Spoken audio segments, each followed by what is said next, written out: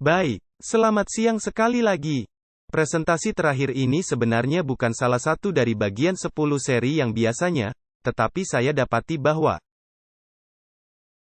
penting bagi kita untuk terhubung dengan identitas nubuatan kita sebagai suatu umat. Anda tahu, apa yang baru saja saya lakukan adalah mempelajari Wahyu 13 dan 17. Dan saya akan menyebutkan ini juga. Anda tahu, kadang-kadang sebagai orang Advent hari ke-7, kita tahu lebih banyak tentang Antikristus daripada kita mengetahui tentang Kristus. Dan itu terjadi untuk suatu alasan. Dan kita perlu mengetahuinya. Jadi saya juga melihat orang-orang tidak peduli dengan nubuatan apapun. Jadi kita perlu mengetahuinya, tetapi kita ingin melihat gambaran besar dari kitab Wahyu. Jadi, Anda tahu, kitab Wahyu terdiri dari 22 pasal. Dan pasal 13 dikhususkan untuk pekerjaan Antikristus bersama dengan binatang kedua. Dan kemudian Wahyu pasal 17 juga khusus untuk itu. Tetapi tujuan utama dari kitab Wahyu adalah Wahyu Yesus Kristus. Dan jika Anda melihat gambar dalam kitab Wahyu tentang bagaimana Kristus mengembangkan wahyu itu, wahyu Yesus Kristus terlihat melalui perkembangan umatnya di akhir zaman. Sekarang Kristus menyatakan dirinya. Dia yang pertama dan yang terakhir. Dia Alfa dan Omega. Dia yang pertama bangkit dari kematian, Raja atas segala raja di bumi. Dia saksi yang setia dan benar. Dia anak domba yang disembelih. Dia singa dari suku Yehuda. Daftarnya berlanjut terus dan terus. Dia adalah firman Tuhan. Ada semua gelar berbeda yang dimiliki Yesus dalam kitab Wahyu, yang menunjukkan wahyu Yesus Kristus. Tetapi salah satu cara utama Kristus mengungkapkan dirinya dalam kitab Wahyu adalah melalui kebangkitan umat akhir zaman pergerakan kedatangan kedua. Dan apa yang akan saya lakukan sekarang adalah saya akan menunjukkan kepada Anda dari kitab Wahyu apa tujuan Tuhan bagi umatnya di hari terakhir dan bagaimana setan mencoba untuk menggagalkan tujuan itu. Dan sangat penting untuk memahami hal ini sekarang berdasarkan posisi kita dalam sejarah bumi. Jadi, jika Anda telah mempelajari kitab Wahyu, pada dasarnya inilah yang Anda lihat. Dan jika Anda belum pernah melihat ini sebelumnya, ini akan menjadi dasar yang baik bagi Anda untuk membangun, untuk kembali dan belajar lebih jauh. Tetapi ketika Anda melihat kitab Wahyu, Anda dapati paruh pertama kitab itu, 11 pasal pertama. Ini sebenarnya adalah Kristus atau Tuhan yang mengungkapkan strategi utamanya. Tentang bagaimana dia akan mengalahkan setan dalam pertikaian besar. Dan Anda mungkin bertanya-tanya, jadi di paruh pertama kitab ini, kita melihat seluruh pelayanan bait suci. Seiring itu dilaksanakan di surga, setelah Kristus naik ke surga dari salib. Jadi ada 7 gereja, 7 meterai, dan 7 sangkakala. Dan begitulah terjadi bahwa pada permulaan dari setiap 7 itu, Anda dapati Kristus di bilik suci dan pada akhir Anda dapati dia di bilik maha suci. Misalnya dalam Wahyu pasal 1, Yohanes mendengar suara sangkakala. Dan dia berbalik untuk melihat suara itu dan dia melihat Kristus berjalan di tengah-tengah kaki Dian. Itu di bilik suci dalam bait suci surgawi. Kemudian ketika Anda datang kepada permulaan meterai, Anda temukan di mana Yohanes melihat tahta Allah. Dan itu ada di hadapan 7 obor yang menyala-nyala. Sekali lagi, itu 7 kaki Dian. Dia melihat seekor anak domba yang telah disembelih. Tetapi dia melihat tahta Allah. Dan tahta Allah berada di seberang 7 kaki Dian. Di dalam bilik suci, meja roti sajian berada di seberang kaki Dian. Dan demikianlah bahwa di atas meja roti sajian, ada 12 ketul roti, masing-masing 6. Yesus berkata, "Akulah roti hidup." Yesus berkata, "Aku adalah firman Allah." Yesus berkata, "Aku dan Bapa adalah satu." Alkitab berkata, Yesus duduk di sebelah kanan tahta Allah. Jadi meja roti sajian menunjukkan kesatuan Bapa dan Anak. Bahwa keduanya dilambangkan roti dan keduanya dilambangkan firman Allah. Yesus ada di sebelah kanan tahta Allah. Jadi Anda lihat bahwa tahta Allah di bilik suci dilambangkan oleh meja roti sajian. Dan tahta Allah memiliki roda. Karena Daniel 7 menunjukkan bahwa itu memiliki roda api di bilik suci pada 1844. Kemudian ketika Anda sampai ke permulaan dari 7 sangkakala dalam Wahyu 8, Yohanes melihat seorang malaikat dengan pedupaan di tangannya. Dan dia berdiri di dekat mezbah pedupaan. Jadi ini bukan suatu kebetulan. 7 jemaat, 7 meterai, 7 sangkakala. Semua dimulai di bilik suci pada masing-masing dari ketujuh itu. Kristus berada di tengah-tengah kaki Dian pada permulaan dari jemaat-jemaat. Pada permulaan meterai, dia ada di meja roti sajian. Dan pada permulaan sangkakala, dia di mezbah pedupaan. Masih banyak hal lain lagi tentang itu. Tapi dia tidak tetap tinggal di bilik suci. Dia pindah ke bilik maha suci. Sehingga ketika Anda sampai ke jemaat Laodikia, yang merupakan jemaat ketujuh dalam kitab Wahyu, Yesus mengambil gelar sebagai saksi yang setia dan benar. Kata Laodikia itu berarti, umat yang dihakimi. Jadi ini adalah jemaat pada era penghakiman. Dan penghakiman dimulai pada 1844. Dan bukanlah kebetulan, bahwa gelar Yesus kepada jemaat Laodikia ialah saksi yang setia dan benar. Karena seorang saksi memberikan kesaksian di pengadilan. Dan inilah jemaatnya pada era penghakiman, yang mana dia memberikan kesaksian dari bilik maha suci. Jadi dia pindah dari bilik suci ke bilik maha suci untuk memberi kesaksian bagi jemaat era penghakiman. Ketika Anda tiba di akhir dari 7 meterai, Anda temukan bahwa keempat angin sedang ditahan. Hingga 144.000 menerima meterai Allah pada dahi mereka. Pekerjaan pemeteraian berlangsung dari bilik maha suci. Dan kemudian ketika Anda tiba pada akhir dari 7 sangkakala, menarik bahwa itu dimulai dengan malaikat dan pedupaan di tangannya. Di akhir dari 7 sangkakala, Wahyu 10. Inilah pelajaran kita sore ini. Anda melihat seorang malaikat perkasa turun dari surga. Dan Anda dapati bahwa tujuan dari pergerakan kedatangan kedua ialah agar rahasia Allah digenapi, dalam Kolose 1 ayat 27. Bahwa rahasia Allah adalah Kristus di dalam kamu, pengharapan kemuliaan. Sekarang saya menyadari kalau saya memberi ulasan dengan sangat cepat. Ini baru pemanasan, jangan khawatir. Sehingga dari bilik maha suci, rahasia Allah akan digenapi, Kristus di dalam kamu, pengharapan kemuliaan. Dan ketika sangkakala ketujuh dibunyikan dalam Wahyu 11, bait suci Allah terbuka di surga dan kelihatanlah tabut perjanjiannya. Jadi agar Anda tahu, kita tidak mengikuti dongeng isapan jempol, ketika membahas pekabaran bait suci. Kitab Wahyu bukan hanya Daniel 8 ayat 14 tentang pembersihan bait suci. Seluruh paruh pertama kitab Wahyu, 11 pasal pertama, menunjukkan kepada Anda bahwa Kristus mulai di bilik suci dan akhirnya dia berpindah ke bilik maha suci. Sekarang mari kita satukan, saya telah tunjukkan 7 jemaat, 7 meterai, 7 sangkakala. Di akhir dari 7 jemaat, Kristus saksi yang setia dan benar. Dan dia berkata kepada umat suam-suam kuku yang melarat, malang, miskin, buta dan telanjang. Dia berkata, lihat, aku berdiri di muka pintu dan mengetuk.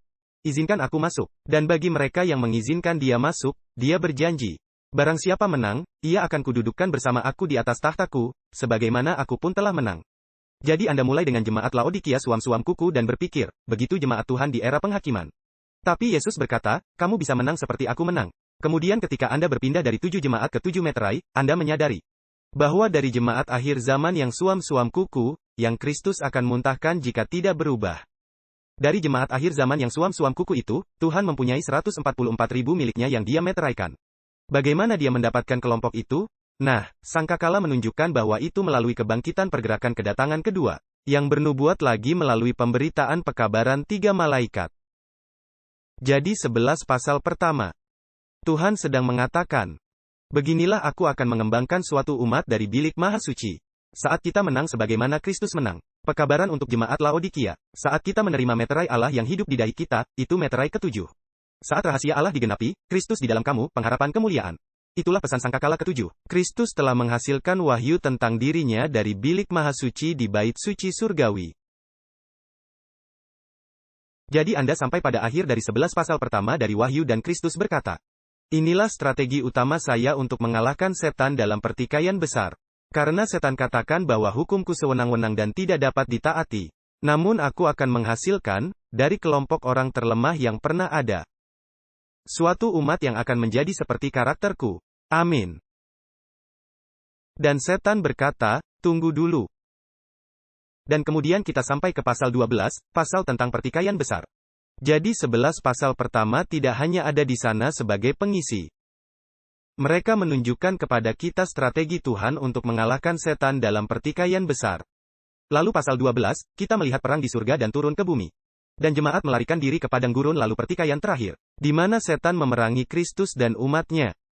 Perempuan yang menuruti hukum Allah dan memiliki kesaksian Yesus Kristus. Dan strategi utama terakhir adalah Wahyu 13 dengan hukum hari Minggu. Tetapi di sini intinya, Kitab Wahyu adalah Wahyu Yesus Kristus. Khususnya terlihat melalui pergerakan kedatangan kedua yang akan mengalahkan setan dalam pertikaian besar. Wahyu 13 merupakan satu pasal, dan itu adalah wahyu tentang Antikristus. Sangat penting untuk memahami kuasa binatang itu pada pasal itu. Tetapi jangan melupakan gambaran besar dalam kitab Wahyu. Kenali siapa Kristus itu. Lihat siapa dia dan lihat apa rencananya melalui pengembangan umatnya. Dan kemudian Wahyu 14 sebagai tanggapan Kristus terhadap strategi terakhir setan. Kristus mengalahkan setan dengan membangkitkan pergerakan yang mewartakan pesan 3 malaikat. Dan dari pekabaran 3 malaikat, dia menghasilkan 144.000, yang berdiri di Bukit Sion bersama anak domba. Dan ketika Kristus memiliki 144.000-nya, yang telah dihasilkan oleh pekabaran 3 malaikat, maka Anda melihat tuaian di akhir Wahyu 14, yang merupakan kedatangan kedua. Jadi semuanya ada di kitab Wahyu. Ini gambaran yang sangat jelas, jika Anda bisa melihatnya. Jadi begitu Anda melihat gambaran besarnya, barulah Anda bisa mulai mengisi detailnya.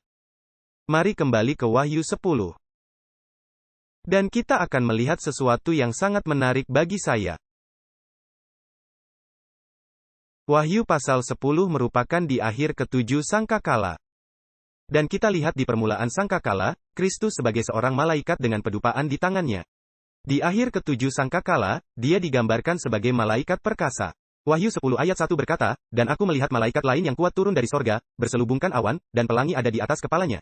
Dan mukanya sama seperti matahari, dan kakinya bagai tiang api.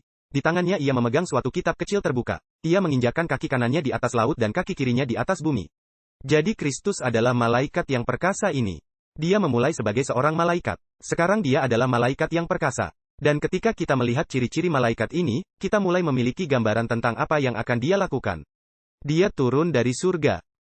Dan dia berselubungkan awan. Nah, Kristus prainkarnasi diselubungi awan ketika dia berada di bilik maha suci pada bait suci di bumi. Ketika dia memimpin Israel dari Mesir ke Kanaan.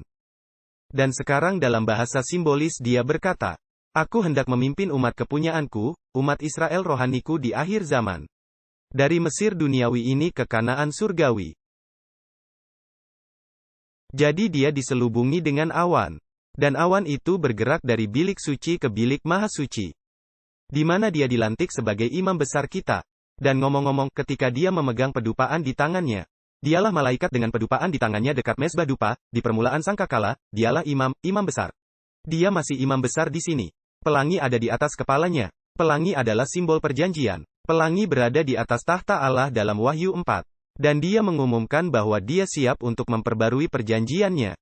Dan perjanjian itu, kita temukan dalam Ibrani 8 dan 10. Itulah hukum Allah. Jadi dia akan membangunkan suatu umat pemelihara perjanjian. Dari bilik maha suci yang menuruti perintah-perintah Allah. Wajahnya bersinar seperti matahari, Maleaki 4 katakan bahwa dia adalah matahari kebenaran. Kakinya seperti tiang api. Dan dikatakan bahwa di tangannya ada sebuah kitab kecil yang terbuka. Baik, sekedar berbagi beberapa konteks sejarah lebih lanjut. Apakah Anda tahu apa yang terjadi dalam Wahyu 9 sebelum kita melihat gambaran ini dalam Wahyu 10? Wahyu 9 adalah akhir dari sangkakala ke-6. Dan pada akhir sangkakala ke-6 bertepatan dengan jatuhnya Kekaisaran Ottoman pada tanggal 11 Agustus tahun 1840. Saya tidak punya waktu untuk seluruh sejarahnya, tapi sebagai informasi. Tapi Ellen White menyebut itu penggenapan nubuatan yang luar biasa, dalam buku Great Controversy, halaman 334. Jadi pada tahun 1840, kita berada di era 1840 ini, Kristus turun dari surga dan dia berselubungkan awan. Dia mengumumkan bahwa dia akan pindah dari bilik suci ke bilik maha suci pada tahun 1844. 4 tahun lagi, dan ada pelangi di atas kepalanya. Dia berada di tahta Allah dan tahta itu akan pindah ke bilik maha suci.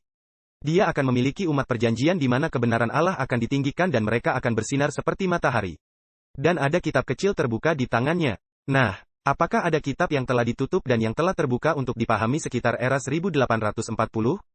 Itulah kitab Daniel dan khususnya itu adalah bagian yang dimeteraikan dari kitab Daniel. Karena bahkan Martin Luther dan banyak reformator lain, dengan mempelajari kitab Daniel, mengerti bahwa kepausan adalah tanduk kecil itu. Tetapi mereka tidak mengerti Daniel 8 ayat 14, tentang penglihatan 2300 petang pagi. Itu tertutup bagi pemahaman mereka. Tetapi Kristus sendiri turun dari surga sekitar tahun 1840. Dan dia mengumumkan bahwa kitab yang dimeteraikan agar tidak bisa dipahami, sekarang terbuka untuk dipahami.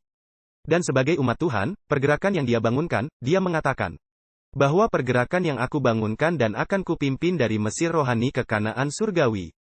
Pada masa sejarah bumi ini, akan didasarkan sebagian besar pada nubuatan yang telah dimeteraikan tetapi sekarang telah terbuka untuk dipahami. Itulah nubuatan Daniel 8 ayat 14, sampai 2300 petang dan pagi, lalu tempat kudus itu akan dipulihkan. Dan itu membawa kita ke tahun 1844. Yesus sedang mengatakan bahwa itu adalah nubuatan dasar untuk gereja akhir zaman.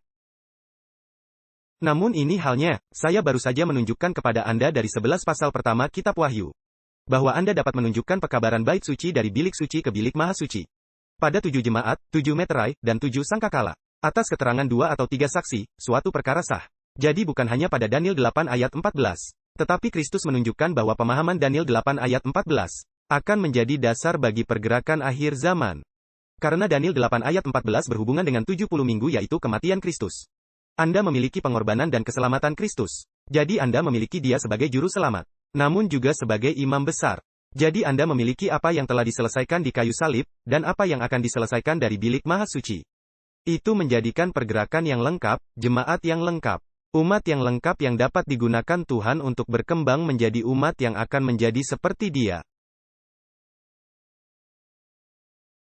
Sekarang ketika Anda melanjutkan ke ayat 5, disinilah hal-hal menjadi sangat menarik. Dikatakan, dan malaikat, ini adalah Kristus, yang kulihat berdiri di atas laut. Dan di atas bumi, mengangkat tangan kanannya ke langit. Dan ia bersumpah demi dia yang hidup sampai selama-lamanya. Yang telah menciptakan langit dan segala isinya, dan bumi dan segala isinya, dan laut dan segala isinya, katanya. Tidak akan ada penundaan lagi. Tetapi pada waktu bunyi sangkakala dari malaikat yang ketujuh, maka genaplah rahasia Allah, seperti yang telah ia beritakan kepada hamba-hambanya para nabi. Malaikat ini mengangkat tangannya ke langit dan bersumpah demi dia yang hidup selama-lamanya. Malaikat ini adalah malaikat yang perkasa. Inilah Kristus. Dan dia bersumpah demi Allah yang hidup selama-lamanya. Dan misalnya ada kebingungan, Kristus adalah Allah. Dan dia bersumpah demi dirinya sendiri. Tapi ini bukan kali satu-satunya di dalam Alkitab kita melihat ini. Dan apa yang akan kita lihat adalah bahwa ada 3 kali kesempatan dalam Alkitab, di mana Kristus mengangkat sumpah dengan sebuah sumpah, di mana dia bersumpah demi dirinya sendiri. Dan bila ketiga sumpah ini disatukan, itu akan melukiskan gambaran tentang apa yang akan Tuhan selesaikan di akhir dunia melalui umatnya di akhir zaman. Jadi saya ingin Anda kembali ke peristiwa pertama dalam Alkitab di mana ini terjadi. Dan ini adalah Kejadian 17. Kita berbicara tentang kisah Abraham. Dan dalam kisah Abraham, kita melihat bahwa Tuhan berjanji kepada Abraham bahwa dia akan memiliki anak dari keturunannya sendiri. Lalu Abraham percaya, Tuhan menghitungnya sebagai kebenaran, dalam pasal 15. Kemudian di pasal 16, dia memiliki pengalaman perjanjian lama, di mana dia pikir dia memahami janji-janji Allah. Jadi dia katakan, semua yang Tuhan katakan akan saya lakukan. Lalu dia pergi dan memiliki anak dari Hagar. Buku Galatia mengatakan bahwa Hagar dan Ismail adalah simbol dari perjanjian lama. Itulah yang Alkitab katakan. Jadi Tuhan berkata, tidak, aku perlu memiliki anak perjanjian baru denganmu. Dan akhirnya di Kejadian 17, Ishak lahir. Dan Sarah bahkan tertawa ketika dia berusia 90 tahun dan Abraham 99 tahun. Dan Tuhan berkata, engkau akan memiliki anak seperti waktu ini tahun depan. Dan Tuhan berkata, inilah perjanjianku. Mulai dari ayat 7, Tuhan berkata ini akan menjadi perjanjian yang kekal. Dan melalui Ishaklah keturunanmu akan berlanjut. Jadi semuanya indah dan baik. Ishak telah lahir. Tetapi kemudian di Kejadian 22, suara yang sama yang mengatakan, engkau akan memiliki anak melalui Sarah. Kembali kepadanya dan kemudian berkata, ambillah anakmu, anakmu yang tunggal itu yang engkau kasihi. Jadi dia bahkan tidak mengakui Ismail, dia berkata, Ishak anakmu yang tunggal itu. Dan persembahkanlah dia sebagai korban bakaran di Bukit Moria. Mungkin sampai usia 10, 15 tahun, waktu saya masih anak yang bertumbuh. Saya berpikir, Abraham, ketika Ishak bertanya di mana anak domba untuk korban bakaran? Dan Abraham berkata, Tuhan akan menyediakan. Abraham mungkin berpikir, domba akan muncul secara ajaib. Domba itu akan tersangkut di semak dan tidak perlu membunuh Ishak. Bukan itu yang Alkitab katakan. Bahkan, dalam Ibrani 11 ayat 17-19 dikatakan. Karena iman Abraham mempersembahkan Ishak. Ia yang menerima janji itu mempersembahkan anaknya yang tunggal, yang mana, dari Ishaklah disebut keturunanmu. Kemudian ayat 19 mengatakan, karena ia berpikir, bahwa Allah berkuasa membangkitkan orang-orang sekalipun dari antara orang mati. Dan dari sana ia seakan-akan telah menerimanya kembali. Sekarang, Tuhan tidak berjanji bahwa dia akan membangkitkan Ishak dari kematian. Dan hal lainnya adalah ini. Tidak pernah ada sebelumnya kebangkitan. Iman Abraham. Percaya pada sesuatu yang belum pernah terjadi. Ishak dilahirkan dari seorang wanita yang usianya sudah melewati masa subur. Itu belum pernah terjadi sebelumnya. Tetapi Tuhan katakan terang-terangan, inilah yang akan terjadi. Sering kali Tuhan berkata inilah yang akan terjadi. Tampaknya mustahil bagi manusia dan oleh sebab itu, kita bahkan tidak percaya. Abraham memiliki iman untuk percaya pada apa yang mustahil bagi manusia ketika Tuhan secara jelas katakan itu akan terjadi. Tapi kemudian saat Tuhan berkata, persembahkan Ishak sebagai korban bakaran, Abraham harus menggunakan deduksi dan berkata, nah jika dari Ishaklah disebut keturunanku. Tuhan yang menjadikan apa yang tidak ada menjadi ada. Pastilah berencana membangkitkan Ishak dari kematian. Dan Abraham bahkan mungkin harus memiliki iman untuk mengatakan, dan itu mungkin bahkan terjadi setelah aku mati. Aku mungkin akan membunuh Ishak hari ini dan tidak melihatnya dihidupkan kembali. Namun Tuhan yang setia mengatakan bahwa dari Ishaklah akan disebut keturunanku. Jadi kita lihat ceritanya di Kejadian 22. Abraham adalah bapa orang beriman. Tetapi Tuhan perlu memberikan demonstrasi kesetiaan Abraham kepada alam semesta yang tak terlihat. Sebab alam semesta yang tak terlihat berkata, inikah bapa orang beriman, yang berbohong pada Raja Mesir. Dan berkata Sarah adalah adikku, orang yang mempunyai anak dari Hagar dan mengacaukan rencana Tuhan. Bagaimana kita tahu ini benar bapa orang beriman? Maka Allah telah membuat perjanjian dengan Abraham. Tetapi ketika kita sampai ke ayat 11, tepat pada saat Abraham hendak mau membunuh Ishak. Tetapi berserulah malaikat Tuhan dari langit kepadanya. Abraham, Abraham, sahutnya, ya Tuhan. Dan kemudian malaikat Tuhan berfirman, jangan bunuh anak itu. Kemudian, ayat 15, setelah domba jantan itu tersangkut di dalam belukar, malaikat Tuhan berseru lagi kepadanya. Ayat 16, aku bersumpah demi diriku sendiri demikianlah firman Tuhan. Jadi ini bukan sembarang malaikat tua yang berbicara kepada Abraham. Ketika dia hendak membunuh Ishak. Ini adalah prainkarnasi Kristus. Katanya, aku bersumpah demi diriku sendiri demikianlah firman Tuhan. Karena engkau telah berbuat demikian dan tidak segan-segan menyerahkan anakmu yang tunggal. Kemudian dia lanjut berkata, aku akan memberkati engkau seperti bintang-bintang di langit dan pasir di laut. Nah, misalnya Anda ragu siapa yang berbicara kepada Abraham di sini. Karena saya melihat kelompok yang disebut pergerakan satu Allah yang benar di gereja. Jangan bergabung dengan kelompok itu jika Anda pernah mendengarnya. Mereka akan katakan, Tuhan adalah Tuhan dan Allah adalah Allah. Perhatikan baik-baik Ibrani 6 ayat 13. Ibrani 6 ayat 13. Sebab ketika Allah memberikan janjinya kepada Abraham, karena tidak ada orang yang lebih tinggi daripadanya, ia bersumpah demi dirinya sendiri.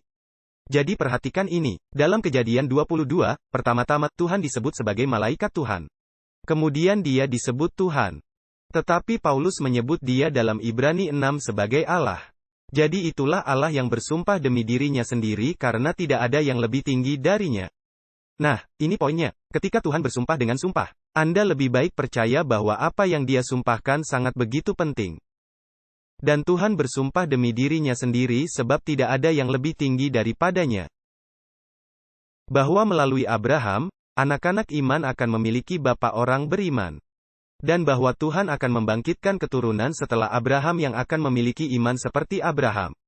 Iman yang percaya pada hal mustahil. Iman yang percaya bahwa Tuhan dapat menjadikan apa yang tidak ada menjadi ada. Dan ketika Tuhan tampaknya meminta hal yang mustahil dari kita. Dan di akhir dunia ketika dia menuntut ketaatan kita. Bahkan ketika sepertinya kita akan menghadapi kematian tertentu untuk menaati Tuhan. Kita akan menaati Tuhan sebagaimana Abraham dengan setia menaatinya. Abraham adalah bapa orang beriman. Dan Tuhan berkata, "Aku akan memunculkan keturunan yang banyaknya seperti bintang-bintang di langit. Dan seperti pasir di tepi laut, yang tak terhitung banyaknya. Dan aku bersumpah demi diriku sendiri dengan sebuah sumpah. Bahwa aku akan mempunyai suatu umat di bumi yang akan memiliki iman seperti Abraham. Saya ingin menjadi salah satu dari anak-anak itu. Amin." Dan Tuhan berkata, "Akulah Allah Abraham, Allah Ishak, Allah Yakub." Anda melihat iman yang sama dalam Ishak dan di dalam Yakub. Ketika dia bergulat dengan malaikat, dia menang melawan Tuhan. Kemudian melalui Israel sehingga ada 12 anaknya dan menjadi bangsa Israel. Dan tampaknya janji Tuhan berjalan dengan baik. Anak-anak Israel datang dan memiliki tanah yang dijanjikan kepada Abraham. Sampai tiba-tiba atau tidak tiba-tiba. Tapi apa yang kita lihat melalui sejarah? Anak-anak Israel murtad, mereka kehilangan perjanjian itu dan jatuh ke dalam penyembahan berhala. Tuhan bersumpah dengan janji. Dia bersumpah demi dirinya sendiri. Bahwa dia akan memiliki suatu umat beriman. Maka Kristus datang. Daniel 11 ayat 22 merujuknya sebagai Pangeran Perjanjian. Dia yang membuat perjanjian dengan Abraham. Dan anak-anak Israel membunuh Pangeran Perjanjian. Tapi itu menguatkan sumpah. Jadi sumpah yang diucapkan Kristus diteguhkan oleh kematiannya di kayu salib. Dan Galatia 3 ayat 26-29 katakan, "Jikalau kamu adalah milik Kristus, maka kamu juga keturunan Abraham dan berhak menerima janji Allah." Janji itu adalah bahwa Tuhan yang bersumpah dengan janji, bersumpah demi dirinya sendiri. Bahwa dia akan memiliki umat seperti Abraham. Jadi jika Anda milik Kristus, maka Anda adalah keturunan Abraham. Maka jemaat Kristen dibangkitkan. Untuk menggenapi janji-janji yang telah dilanggar anak-anak Israel. Untuk menggenapi janji ini yang mana Kristus telah bersumpah. Sekali lagi. Jemaat yang mengaku Kristen. Kehilangan banyak berkat-berkat perjanjian. Dan kita membahas hal ini dalam presentasi sebelumnya. Dan mereka jatuh ke dalam kemurtadan dan jemaat yang mengaku Kristen. Menganiaya para pengikut Kristus yang sejati. Jadi sekarang kita sampai pada Daniel 12, di mana kita melihat sumpah kedua. Seiring ini berlaku pada akhir 1260 tahun setelah kemurtadan besar ini. Jadi Tuhan bersumpah demi dirinya sendiri, dengan janji kepada Abraham. Bahwa akan ada suatu umat beriman seperti Abraham di bumi. Tetapi anak-anak Israel kehilangan perjanjian itu. Mereka menyalibkan Pangeran Perjanjian itu. Dan kemudian sebagian besar jemaat Kristen murtad. Dan setan memberikan kekuatannya, dan tahtanya dan kekuasaannya kepada jemaat yang mengaku Kristen. Dan alam semesta yang tak terlihat dibiarkan bertanya-tanya. Tuhan bersumpah dengan janji. Dia bersumpah demi dirinya sendiri karena tidak ada yang lebih tinggi darinya. Bahwa dia akan memiliki umatnya di bumi. Apa yang terjadi dengan janji itu? Mengapa umat Allah tercerai-berai? Daniel pasal 12 ayat 7 mengatakan ini. Lalu kudengar orang yang berpakaian kain lenan, yang ada di sebelah atas air sungai itu. Sambil mengangkat tangan kanan dan tangan kirinya ke langit. Bersumpah demi dia yang hidup kekal. Apakah ini terdengar tidak asing? Orang yang berpakaian kain lenan ini adalah Mihael yang adalah Kristus. Yang berdiri untuk membebaskan umatnya. Dia terlihat di permulaan penglihatan Daniel 10. Dan di sini dia, berdiri di sebelah atas air sungai itu. Disinilah Daniel memiliki penglihatan besar ini, penglihatan Daniel 11. Yang mengarah ke akhir dunia di mana Mihael berdiri untuk membebaskan umatnya. Dan sekarang Kristus mengangkat tangan kanannya dan tangan kirinya dan ke langit. Dia bersumpah demi dia yang hidup kekal, dia bersumpah demi dirinya sendiri. Dan ketika dia bersumpah demi dirinya sendiri, dia bersumpah dengan janji. 1 masa dan 2 masa dan setengah masa. Itulah 1260 tahun supremasi kepausan. Sekarang mengapa dia bersumpah tentang ini? Dia berkata, dan setelah berakhir kuasa perusak bangsa yang kudus itu, maka segala hal ini akan digenapi. Inilah yang Kristus bersumpah dengan janji. Dia sedang mengatakan bahwa, kepausan akan memiliki 1260 tahun. Untuk mencerai-beraikan umatku, akan ada kemurtadan besar. Tetapi Kristus berkata, aku menjamin engkau dengan sebuah sumpah. bahwa umatku tidak akan pernah lagi dicerai-beraikan setelah 1798. Sumpah yang aku buat kepada Abraham, tampaknya tidak akan tergenapi. Karena kemurtadan dari anak-anak Israel, ada kemurtadan dari jemaat Kristen. Tetapi Kristus katakan bahwa setelah tahun 1798, kemurtadan itu tidak akan ada lagi. Setelah tahun 1798, tidak akan ada lagi perceraiberaian. Akan ada apa yang kita sebut pertemuan. Kristus menjamin, dia bersumpah dengan janji bahwa setelah 1260 tahun, setelah tahun 1798, dia akan mulai mengumpulkan umatnya. Itu seharusnya menjadi wahyu luar biasa yang belum pernah Anda lihat sebelumnya. Dia bersumpah kepada Abraham bahwa dia akan punya suatu umat. Tapi kemudian ada kemurtadan Israel, ada kemurtadan jemaat Kristen. Tetapi setelah 1798, akan ada suatu umat. Dia bersumpah kepada Abraham. Kemudian dia bersumpah lagi dalam kitab Daniel. Dan kemudian kita kembali ke Wahyu pasal 10. Saya sudah membacakannya tapi akan saya bacakan lagi. Wahyu 10, malaikat perkasa yaitu Kristus. Ayat 5, dan malaikat yang kulihat berdiri di atas laut, dan di atas bumi, mengangkat tangan kanannya ke langit, dan ia bersumpah demi dia yang hidup kekal. Kedengarannya seperti Daniel 12 bagi saya. Bahasa yang sama.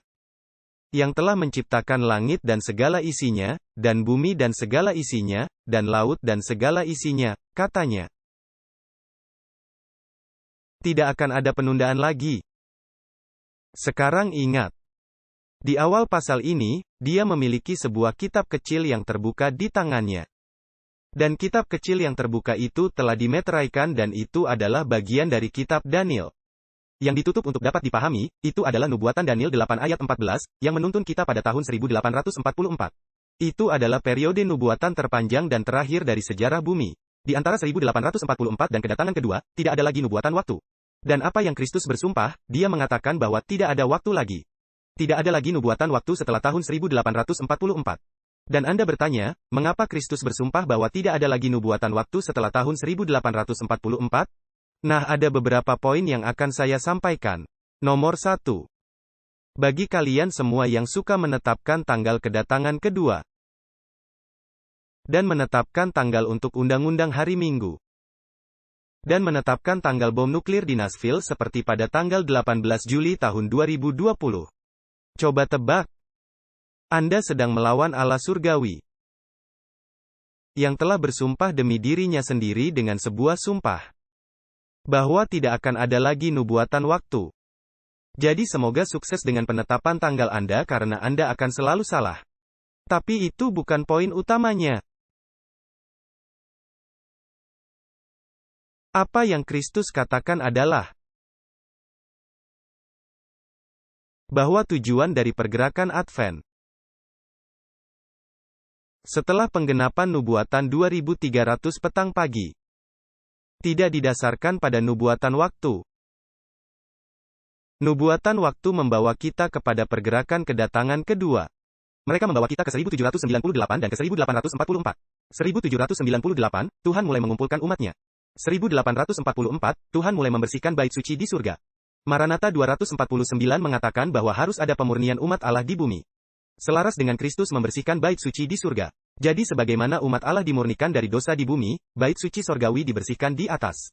Apa yang Tuhan katakan di sini adalah bahwa tujuan dari pergerakan kedatangan kedua yang dia bangkitkan di sini dalam Wahyu 10 bukanlah suatu umat yang didasarkan pada nubuatan waktu setelah tahun 1844. Ini didasarkan pada umat dengan pengalaman unik. Itulah yang dikatakan ayat 7. Ayat 7 katakan, tetapi pada waktu bunyi sangkakala dari malaikat yang ketujuh, maka genaplah keputusan rahasia Allah, seperti yang telah ia beritakan kepada hamba-hambanya para nabi. Apa yang Kristus bersumpah adalah dia mengatakan, aku bersumpah dengan suatu janji, bahwa aku membangkitkan sebuah pergerakan, bahwa aku membangkitkan suatu umat. Ketika aku pindah ke bilik maha suci di bait suci surgawi, itu akan menjadi umat yang aku janjikan kepada Abraham.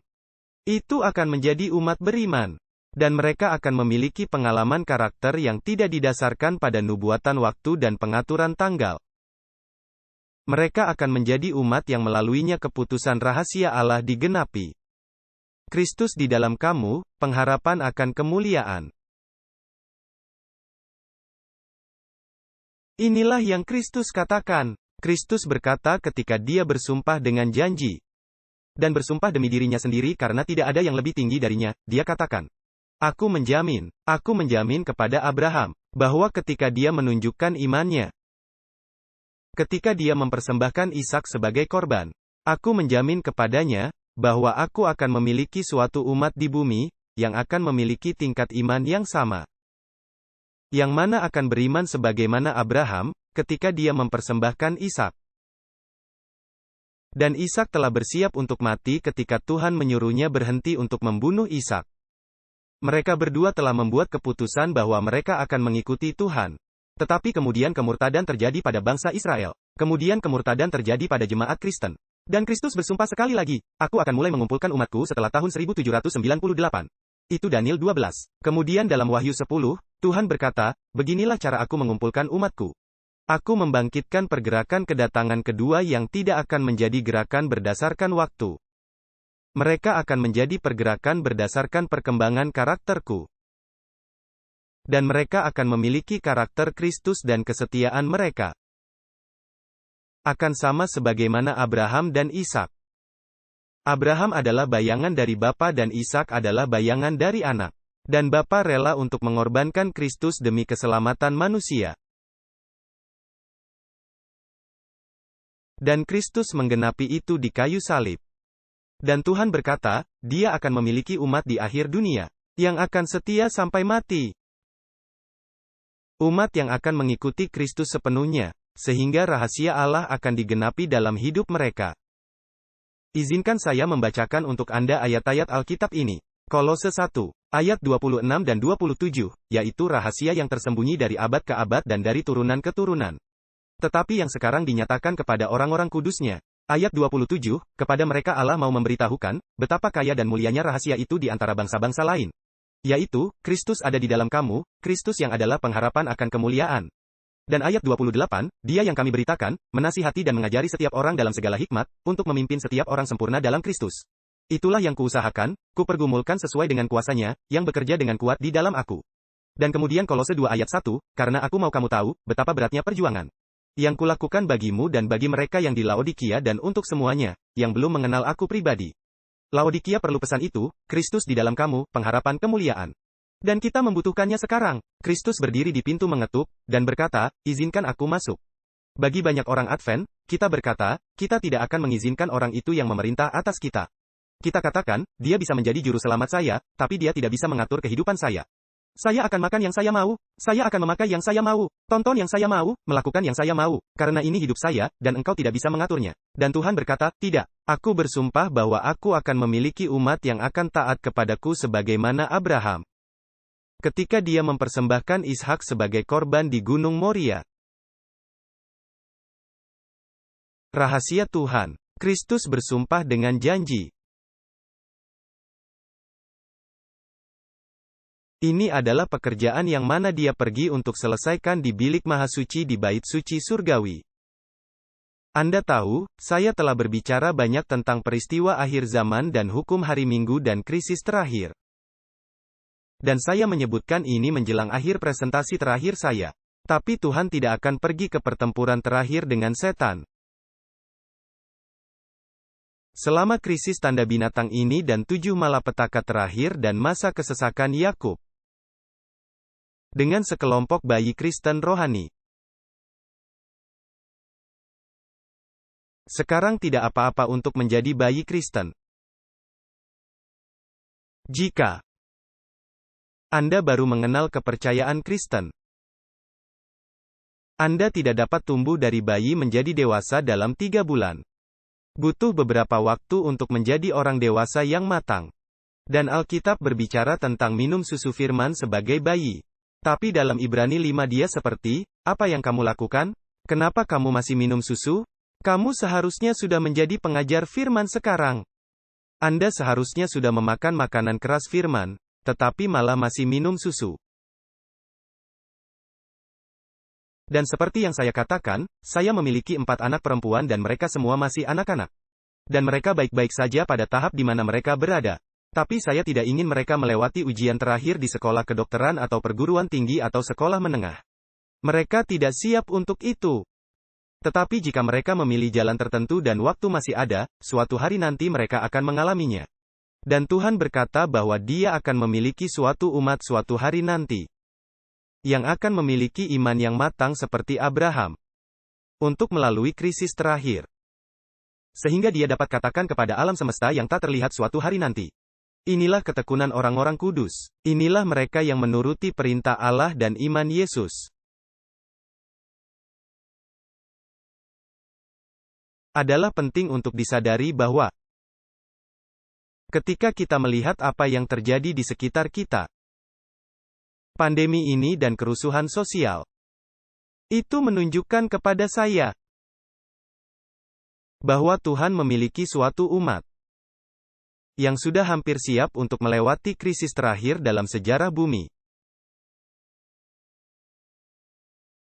Dan ketika Dia memiliki umat itu, krisis terakhir akan dimulai. Dan hukum hari Minggu akan datang. Dan masa kesusahan kecil akan terjadi. Kemudian hukuman mati akan datang, dan pintu kasihan ditutup, dan 7 malapetaka terakhir akan mulai turun. Dan pada akhirnya kita akan melewati masa kesusahan Yakub. Kemudian kita akan dibebaskan oleh kasih karunia Yesus Kristus. Dan Yesus akan datang di awan-awan. Tetapi agar itu terjadi, Dia membutuhkan suatu umat yang benar-benar dikehendakinya. Terkadang saya khawatir bahwa ada banyak di antara kita yang berharap bahwa pandemi ini akan segera berlalu agar kita bisa kembali seperti semula. Karena kita tidak ingin melewati krisis terakhir itu. Tetapi Tuhan akan memiliki suatu umat yang akan berkata, inilah saatnya untuk memiliki Kanaan surgawi. Tuhan akan punya suatu umat. Ini poinnya, setiap firman yang Tuhan ucapkan benar. Saat Tuhan berkata, karena Allah mengasihi dunia sehingga Ia memberi anak tunggalnya, supaya yang percaya tidak binasa tetapi beroleh hidup kekal. Itu sama benarnya dengan yang lain. Setiap firman yang Tuhan katakan adalah benar. Bahkan Alkitab mengatakan bahwa mustahil bagi Allah untuk berdusta. Ketika Tuhan berfirman sesuatu, itu benar, karena Tuhanlah yang berkata. 3 kali dalam Alkitab, Tuhan telah bersumpah dengan sebuah janji. Dia bersumpah bahwa Dia akan memiliki umat yang beriman, yang menjadi anak-anak Abraham karena memiliki iman yang sama dengan Abraham. Setelah kemurtadan besar Israel dan jemaat Kristen, Dia bersumpah lagi, aku akan mengumpulkan umatku. Dan akhirnya dalam Wahyu 10, Dia bersumpah dan berkata, aku membangkitkan pergerakan kedatangan kedua untuk menjadi umat itu. Melalui mereka, rahasia Allah akan digenapi sehingga kita akan memiliki iman yang dimiliki Abraham. Kesetiaan kita akan seperti Dia, dan Tuhan akan membawa umat yang setia itu melalui krisis terakhir. Itulah takdir nubuatan Advent. Dengar, teman-teman, masa depan Advent bukanlah kemerosotan dalam keduniawian dan menjadi semakin serupa Babel. Masa depan Advent adalah kebangunan kesalehan seperti yang belum pernah disaksikan sejak zaman para rasul.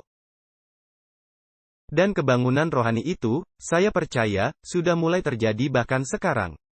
Tuhan telah mengizinkan pandemi ini melanda, sehingga kita akan menyelidiki hati dan hidup kita. Dan memastikan bahwa kita telah siap untuk bertemu Yesus. Dan sudah waktunya untuk berhenti bermain-main. Sudah waktunya untuk berhenti memiliki agama hayalan. Dan sudah waktunya untuk menuju garis akhir dari sejarah bumi ini.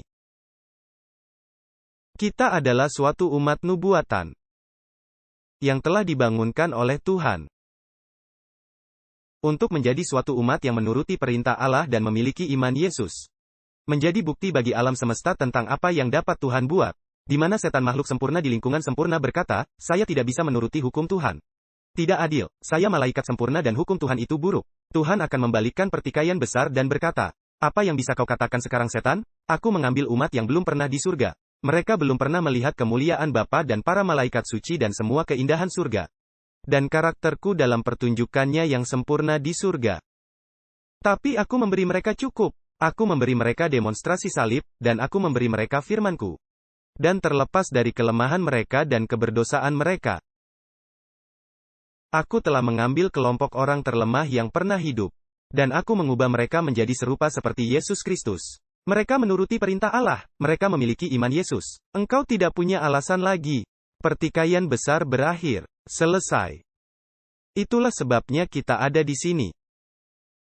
Dan saya percaya bahwa tidak lama lagi, kita akan melihat kuasa besar Allah dimanifestasikan untuk pembebasan umatnya. Itu tergantung kita, untuk memilih apakah kita akan berada di pihak Tuhan atau tidak. Dan saya berdoa, agar masing-masing kita, memilih untuk berada di pihak Tuhan ketika semuanya berlaku. Amin. Amin. Jadi saya akan memanjatkan doa penutup. Lalu kita langsung ke sesi tanya jawab bagi yang ingin tinggal. Mari tunduk kepala. Bapa di surga, sungguh panggilan luar biasa yang Engkau berikan kepada masing-masing kami. Tuhan, kami menyadari bahwa kami lemah.